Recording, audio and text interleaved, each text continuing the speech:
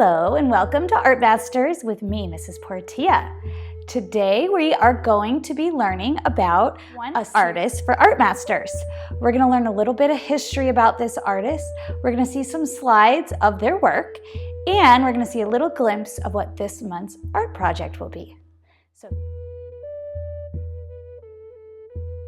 Today we are introducing artist Helen Hardin.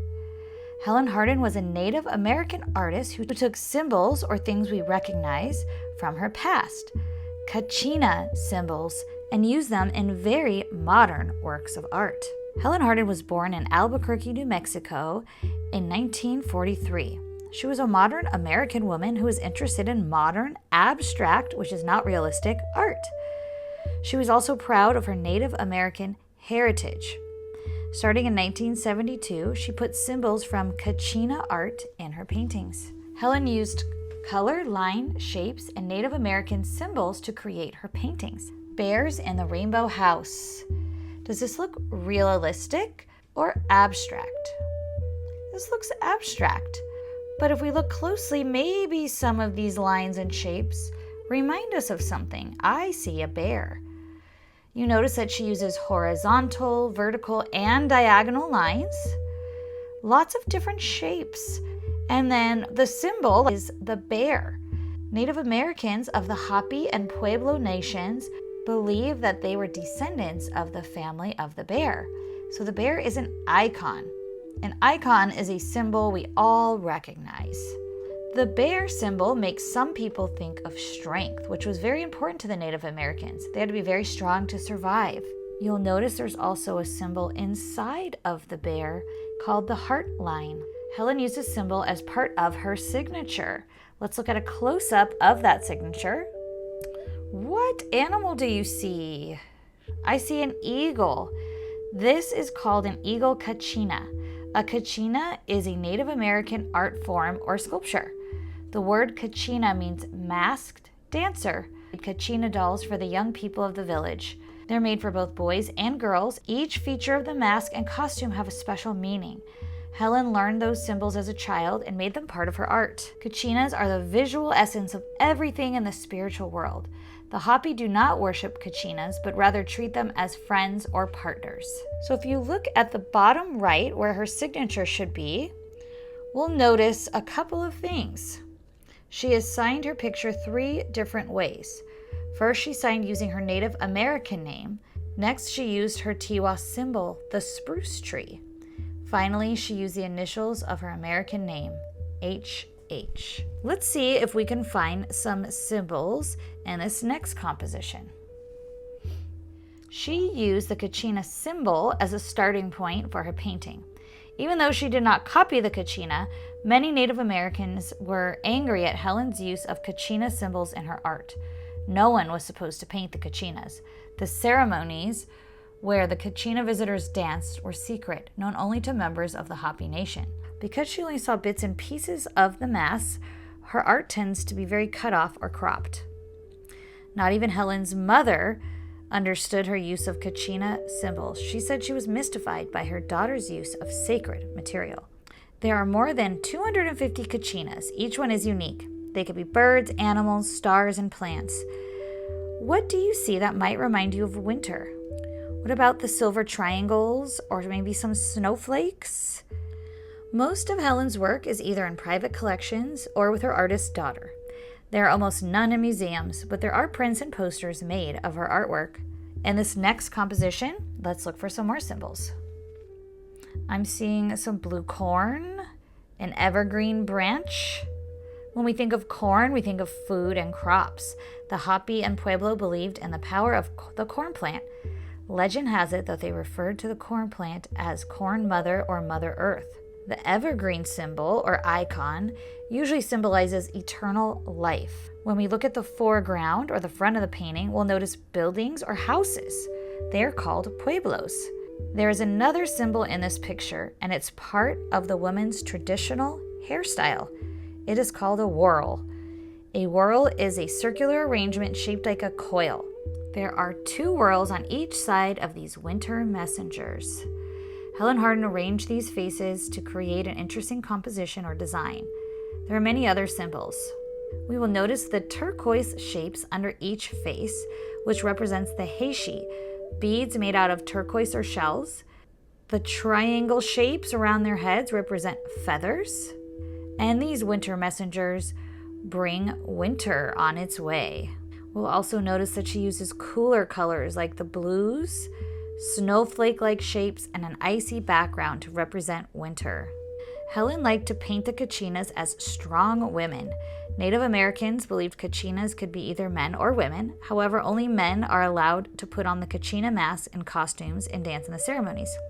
Helen also likes to use repeated colors and shapes. Another name for repeated colors and shapes is pattern.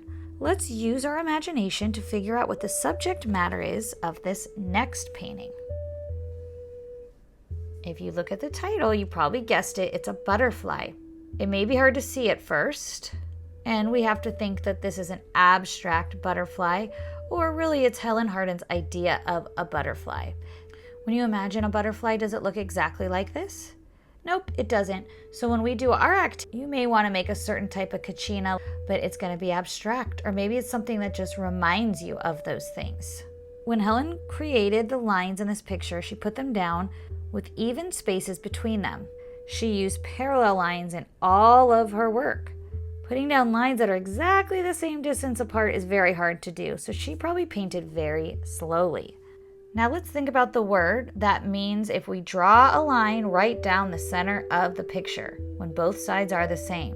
The word for this is symmetrical. So she liked to use symmetrical shapes to balance her painting. Things do not have to be in the same order to create balance. If each side is different, it is called asymmetrical balance. Let's think, does this seem like a loud or a quiet picture? Well, these bright colors seem to be noisy.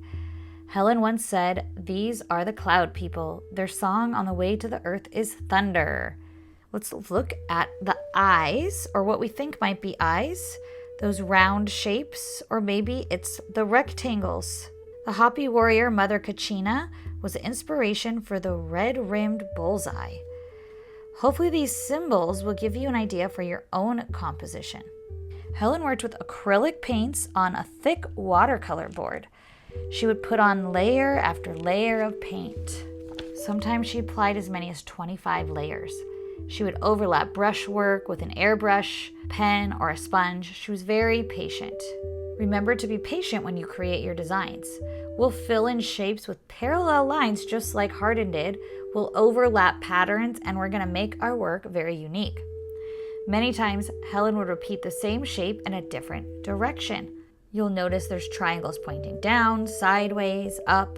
The secret is that she used her imagination to make every shape different and interesting. Let's go back to that evergreen symbol that means eternal life. Think about what symbols you see. Evergreen branches, turquoise beads, some lightning shapes, triangle eyes, a rectangle mouth. I'm noticing maybe feathers on top of her head. Does this picture seem perfectly symmetrical, like if we put a line right down the middle? It's close, but it's actually asymmetrical.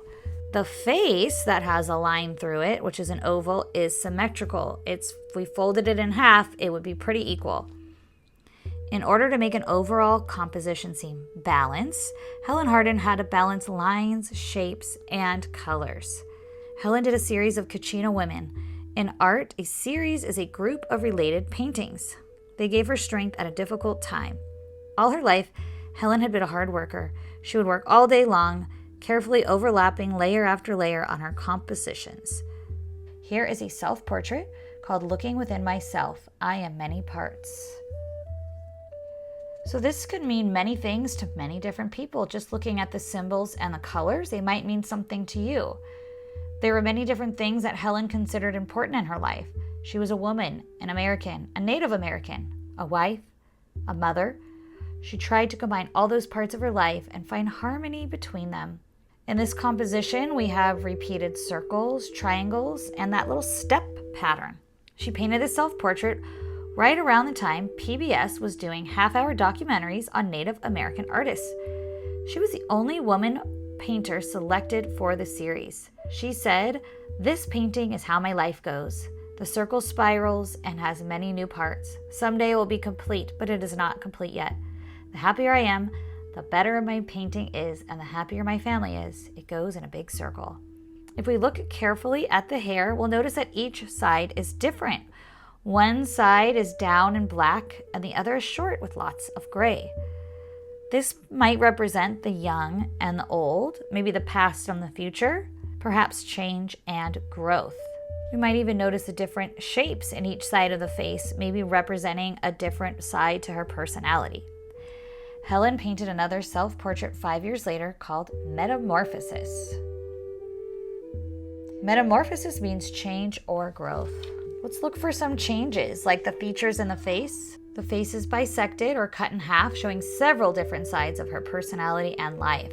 Some parts might remind us of a warrior, like the red-rimmed bullseye on the left. There was a warrior Mother Kachina figure that Helen had remembered from a tribal ceremony. She gave her figure one warrior eye and one plain eye to show how you can have many different feelings and be many different things at the same time. The upper right-hand side, she used her memory of the sun kachina for that part of the painting that looks like a sun. You'll notice those whorls, those little buns on the side of her head. Helen used her ancient roots for inspiration. Now that we've seen how Helen painted herself, let's look at a photograph of her hard at work. When Helen worked, her attention was intense and sometimes isolated her. She took a lot of pleasure in her work. Let's go back to see the series of women Helen painted. This one is called Medicine Woman. This composition has fewer colors and fewer layers. We've been seeing her acrylic paintings or her watercolor board. This is an etching done in 4 colors. Etching is a process of creating art on a metal plate using an acid brush. There are lines etched into the metal plate. The print is created first by inking the etched plate and placing a paper on top of it. Then it is put into a press that presses the color onto the paper. There has to be a separate plate for each color, so it's kind of like a stamp. You may remember there was another woman artist who did etchings, Mary Cassatt. We'll see some other symbols like feathers, the whorls, or the turquoise beads. Let's look for some more symbols in the next painting. We'll see that blue corn again. The corn plant is very important and was thought of as the corn mother or Mother Earth. We'll also notice her eyes, that there's no fold in the lid. Many critics did not like how the eyes looked, but Helen Hardin knew that they represented the eye of many Native Americans who also had no folds in their eye. Helen was very proud of this painting. Many times there is one central figure in Helen Hardin's Kachina works. Let's look at this next one and see how it's different. This picture is full of figures. It almost seems crowded. She overlapped the images to fit them all in. Helen saw the universe as a whole. Everything, including man, plants, animals, stars, etc., was related. Each thing was dependent on another for its existence. Helen believed each member of the universe must act harmoniously with respect for all others.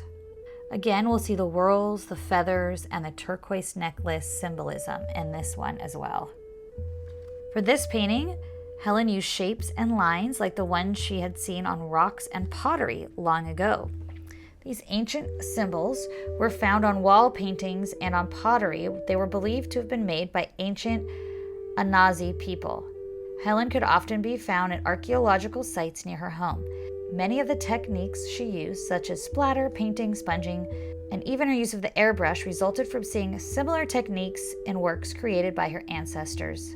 This painting is a little bit different because the faces are a little bit more realistic in her work than her other work. She uses many overlapping figures.